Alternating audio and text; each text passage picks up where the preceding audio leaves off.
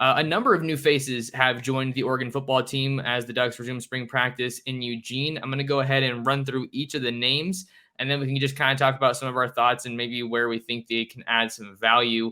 We're going to talk about some of the transfers in like kind of a different section, but 6 new players. We got Solomon Davis, the cornerback from Southern California, Charter Oak in Covina. Then you have Jerry Mixon, the linebacker from the San Francisco Bay Area. Shout out. As you guys know, I'm a Bay Area native, so definitely took an interest in Mixon. I think he's an awesome talent for the Ducks. You have safety Cody DeCambra, safety Tyshim Johnson, who comes over from Ole Miss. And then you also have a bit of an intriguing guy, Matt Rush, a walk-on quarterback from Washington University in Illinois, and then a long snapper in Colson Brunner from Central Washington, I believe. So those are some of the newest faces that we saw out there on the practice fields in Eugene, and I think that there should be some good additions, especially in the secondary. That's one of the areas where Oregon needs the most help heading into 2023. Yeah, I think Mateo Uyunglele is also a face who's here for spring football. Haven't seen Dan Lanning get asked about him yet or talk about him, but the first quote that we hear about Mateo, I imagine, is going to send some vibrations throughout shows like yours and mine that cover the Ducks consistently, because I'm awaiting to see what's he going to be. Is he a high impact true freshman? Is he a little bit more developmental than we thought? Like I don't know, because we haven't seen it yet, but yeah, secondary is a big issue of need, right? I mean, you're losing Christian Gonzalez from the cornerback position. That creates question marks because there wasn't a solid number 2 corner in terms of playing time last year. It was a revolving door. It was mostly Christian Gonzalez and Triquez Bridges, but Dante Manning was in there a lot. Is Jaleel Florence going to make a step? I thought Florence showed a lot of potential in his freshman campaign, and we'll probably be seeing the field pretty heavily. But you could argue there are even more questions about the safety position just from a production standpoint. Like I kind of know at this point, what to expect from Triquez Bridges at corner, Dante Manning.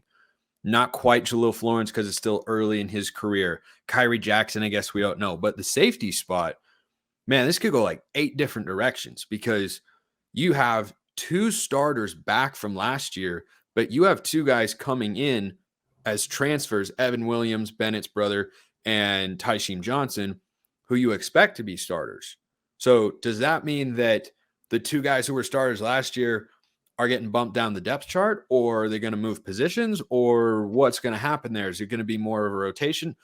I really don't know. So Jamal Hill's been rumored to be maybe getting moved to outside linebacker. I think that'd be a great fit. I think he's a solid player. I think he's big enough to be linebacker. Doesn't quite have the high-end speed to, keep the cover from getting blown off the top of the defense on the back end. So there are a lot of different moving pieces here in terms of where it can go. And Lanning talked about that a little bit as well, saying Tyshim Johnson is a guy who can play that nickel safety role or star safety, if you prefer, whichever one's the same position. And, but he could also move around. So I'm fascinated to see how this depth chart shakes out.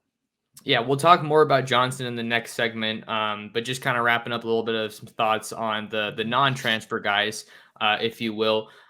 Solomon Davis coming in that corner room, I don't think he's a guy I expect to necessarily contribute early. But like you said, you kind of know what you have if you're Demetrius Martin with Triquez Bridges and Dante Manning. So I feel like this room should be wide open in terms of from a competition standpoint. I mean, I think those guys are obviously going to be in the rotation. I'm not saying they're going to get benched or anything, but you haven't gotten a lot of high level play from those 2 guys, and that's what you need, especially with Christian Gonzalez leaving. So I think Solomon Davis, if nothing else, he'll help with the competition there. You also have Cole Martin, who was already on campus. I was a little surprised that Dalen Austin wasn't on that updated roster. Because some of the sources that I had talked to told me that he had already graduated. So we'll have to keep an eye out and see if he ends up joining this team. But that competition should be wide open at cornerback.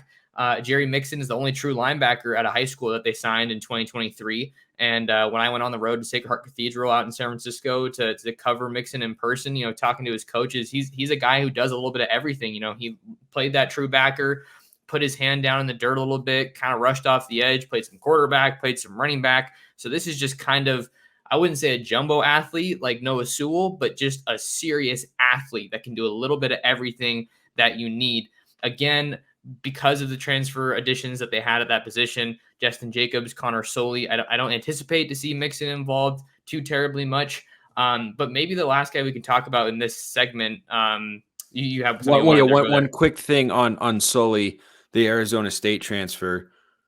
Also interested to see whether or not he is a major player. Number one, wasn't a super highly sought after recruit, not a super highly rated transfer, but he could be a guy who could back up Tysheem Johnson at that nickel safety spot potentially, because he's kind of that hybrid body type, safety, / defensive back and linebacker, which is what you're looking for typically at that star safety spot. So I'm most curious to see where he ends up playing.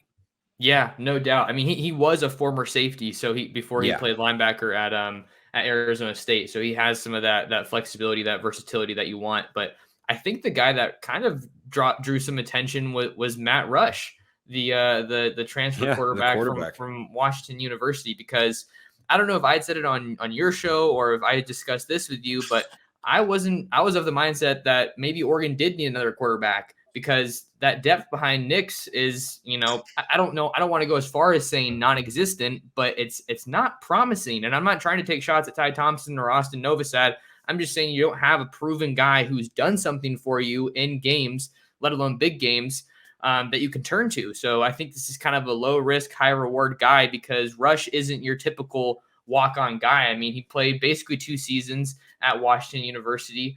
And he threw for over 5,000 yards, 54 touchdowns against 10 interceptions. So I really like this addition by Oregon, because you get a guy who has experience playing football, playing college football, albeit not at a super high level, but you just want to give yourself another option, because if Bo Nix goes down, this team's in trouble. Yeah, and I think it's similar to whoever the number 4 quarterback was last year. I think that they added at one point in time who had gone to the same high school. Yeah, I think it was Van Dyne. Didn't Van Dyne? I don't remember if it was him or a different name that came through the quarterback room at one point in time. But I remember talking about someone on the show who, on my show, Locked on Ducks, who had gone to the same high school as Andrew Luck and had like rivaled Andrew Luck's passing numbers in high school. So you find these guys sometimes who put up gaudy college numbers and, serve as a depth chart piece there. But I think, the most valuable thing they can bring to the table is being a scout team quarterback, right? Is, being someone who the defense has to be wary of, who the defense is, not able to take lightly or make plays they know won't be actually there in the game. Because I can't think of a season in which Oregon or any program really has had to go down to their 4th string quarterback. I mean, Ohio State, in that national championship season when they beat the Ducks after we trounced Florida State in the Rose Bowl, they were down to their 3rd string quarterback. But I've never seen it go down to 4. And look, they could be bringing him in thinking he might be more game ready should the worst come to pass, which is Bo and Ty getting hurt. And Austin Novosad is just not ready to do that. And I think based on what we've seen from Novosad, that's a fair assessment if you're Dan Lanning, Will Stein, and the rest of the offensive coaching staff. So, I understand it. I think it's fine. I don't think it's a groundbreaking move or anything of that sort. So I think his numbers kind of get people all, riled up about, oh man, he did this or he did that. Like, he's he's number 3 on the depth chart at best. Probably my guess would be number 4 as a walk-on, because a walk-on has to do a lot at the quarterback position, especially to overtake a scholarship guy on the depth chart. So I don't think this is a reshuffling of the quarterback room or anything. It's still Bo Nix, Ty Thompson, and it's probably Novosad 3, and then he's sitting there at number 4. But it's an addition, and you never know. You never know what could happen there. Exactly. I feel like it was one of those kind of maybe underrated or low flying additions that we just wanted to talk about. Maybe I'll grab some attention. So Matt Rush, new quarterback added to Oregon's roster. Good name too. Good name. Definitely a good name.